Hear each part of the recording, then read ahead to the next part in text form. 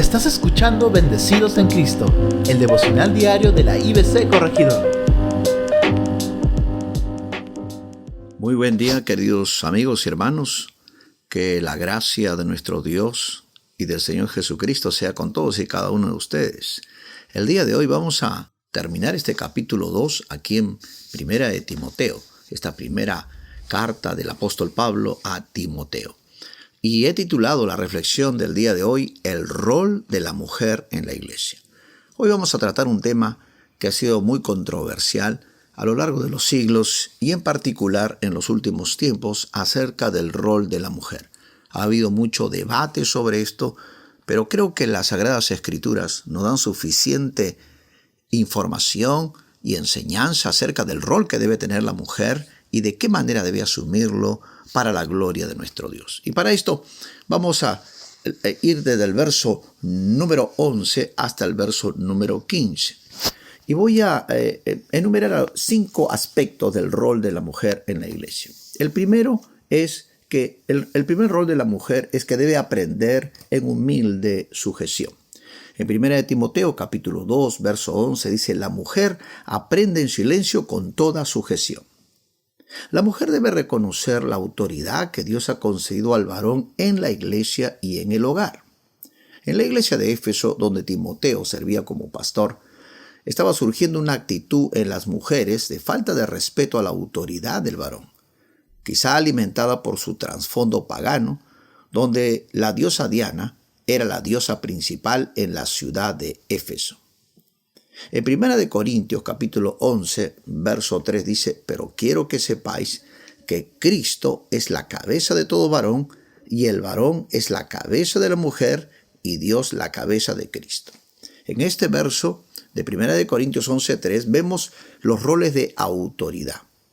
Y lo importante aquí es reconocer las líneas de autoridad, donde aún Jesucristo está bajo la autoridad del Padre.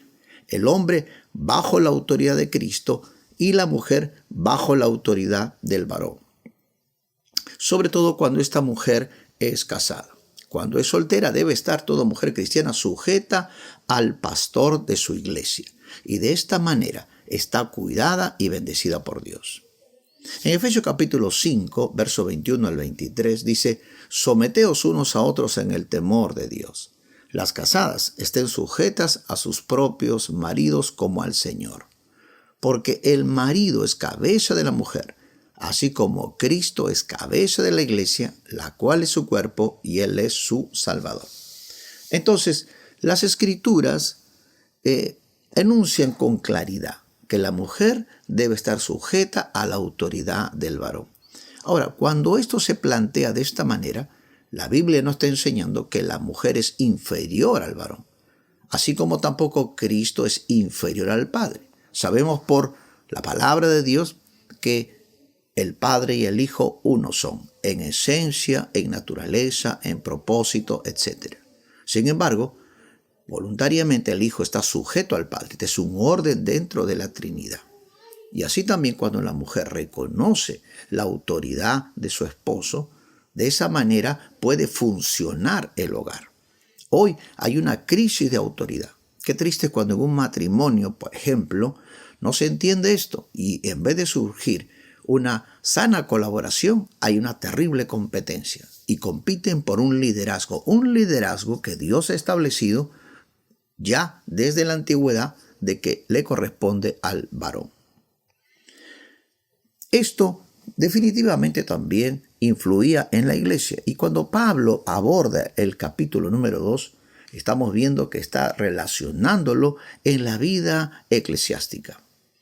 Por eso, hoy quiero hablar ahora sí específicamente sobre ese rol en la iglesia.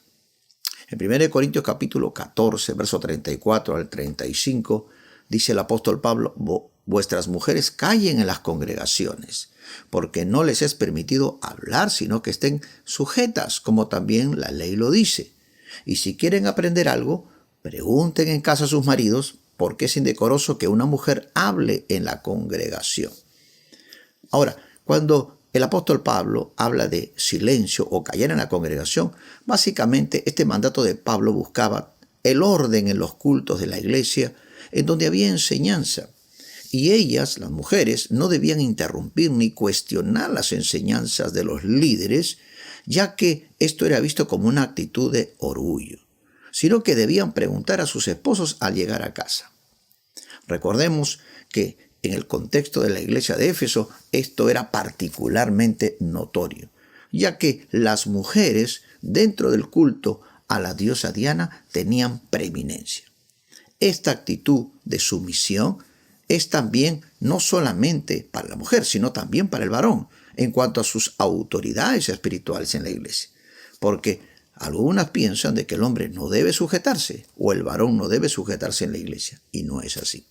En Hebreos capítulo 13, verso 17 dice, obedeced a vuestros pastores, y esto incluye varón y mujer, a toda la iglesia, y sujetaos a ellos, porque ellos velan por vuestras almas como quienes han de dar cuenta a Dios.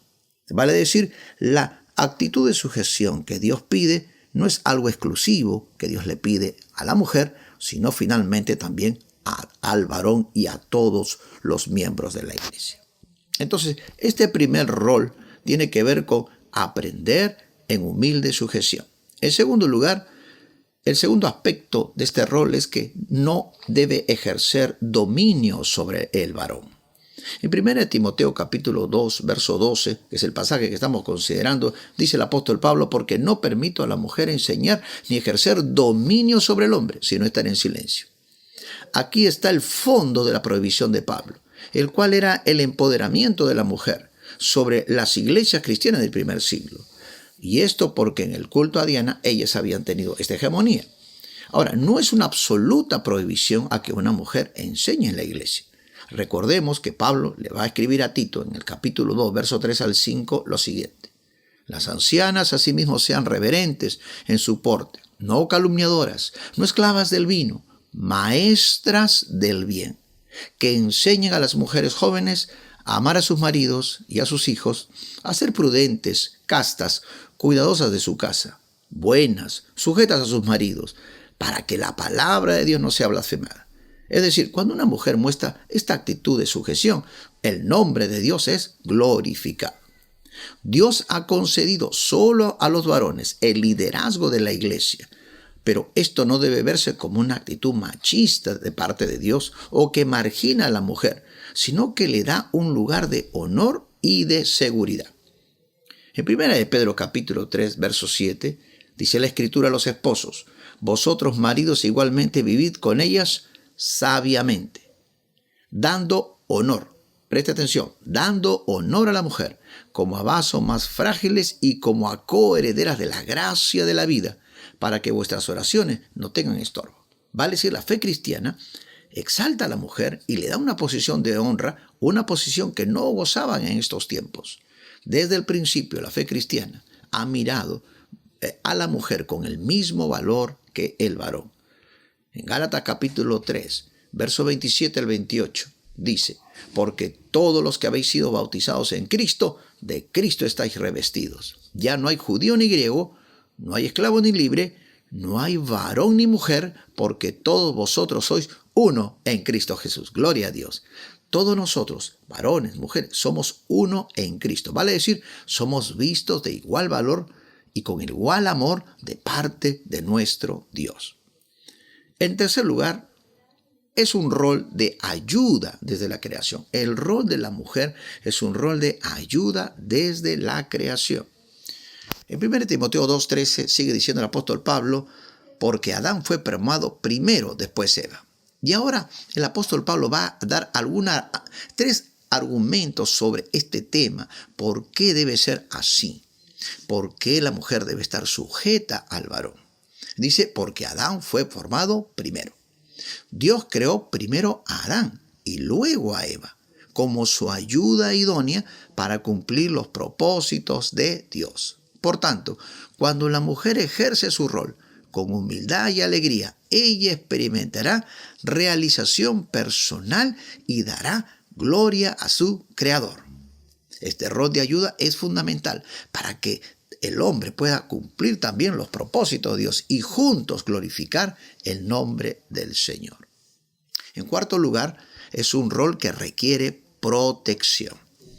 Y el siguiente argumento de Pablo es este. 1 Timoteo 2:14 dice, y Adán no fue engañado, sino que la mujer, siendo engañada, incurrió en transgresión. Eva fue engañada cuando tomó la decisión de hacer algo sin sujetarse a Adán, el cual le había instruido a obedecer a Dios en cuanto al mandamiento de no comer del árbol de la ciencia del bien y del mal. Sin embargo, la mujer prestó oído a Satanás y tomó una decisión unilateral, sin consultar con su esposo. Vale decir, no se sujetó a él. Este primer acto de independencia de la mujer, lejos de traer a ella felicidad, solo le trajo dolor y vergüenza. La Escritura enseña que la mujer necesita esta protección de los poderes espirituales, las cuales buscan engañarla y dañarla. Y al hacerlo, también daña su hogar y también puede dañar la iglesia. Esta protección que necesita la mujer es brindada por su esposo cuando ella es casada y las autoridades de la iglesia cuando ella se sujeta con humildad de corazón a sus pastores. Una mujer protegida con esta cobertura espiritual de protección podrá ser de gran bendición dentro de la iglesia, porque lo hará dentro del orden divino. 1 Corintios capítulo 11, verso 8 al 10 dice, porque el varón no procede de la mujer, sino la mujer del varón. Y tampoco el varón fue creado por causa de la mujer, sino que la mujer fue creada por causa del varón. Por lo cual la mujer debe tener señal de autoridad sobre su cabeza por causa de los ángeles. Aquí el apóstol Pablo infiere que los ángeles siempre están buscando, como al principio, engañar a la mujer. Recordemos que la mujer, al ser ese vaso más frágil, vale decir, emocionalmente más sensible que el varón, es sujeta también y proclive a ser engañada en sus emociones o en sus pensamientos por el ataque de seres espirituales. Pero ella estará protegida cuando vive en sujeción a sus pastores o a su esposo. Y finalmente, es un rol que demanda fidelidad. 1 Timoteo 2:15 dice, pero se salvará engendrando hijos si permaneciera en fe, amor y santificación con modestia. La palabra salvación no tiene que ver con la salvación eterna del alma de la mujer, sino de los engaños de Satanás y sus ángeles. Pero esto debe ir acompañado de fe, amor, santidad y modestia. Cuando la Escritura dice que engendre hijos, lo dice porque es parte del propósito original de Dios desde la creación, cuando le dijo al hombre y a la mujer, fructificad, llenad la tierra. Hoy el enemigo está buscando apartar a la mujer de su rol y al hacerlo incumple el propósito divino de preservar la raza humana y la imagen de Dios en la tierra. Hoy la filosofía de este tiempo le está diciendo a la mujer que ya no tenga hijos, que los hijos son un estorbo. Tengamos cuidado porque este pensamiento viene del mismo Satanás. Sin embargo, la mujer es cuidada cuando decide cumplir ese rol que Dios le ha concedido, el poder tener hijos y preservar la raza humana. Finalmente, en 1 Corintios 11, verso 11 al 12 dice, pero en el Señor, ni el varón es sin la mujer, ni la mujer sin el varón. Porque así como la mujer procede del varón, también el varón nace de la mujer, pero todo procede de Dios. La mujer fue el regalo de amor de Dios al hombre, y lo es hasta el día de hoy, y es por eso que debe ser tenida en alta estima y honor, ya que al hacerlo honramos a nuestro Dios. Que el Señor nos brinde sabiduría para poder vivir su palabra. Que el Señor les bendiga ricamente.